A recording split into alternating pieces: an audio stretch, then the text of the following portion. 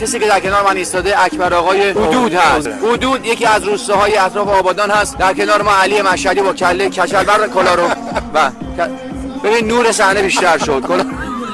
اینجا استادیوم تختی در شهر آبادان که تعلق داره به برزیل ایران.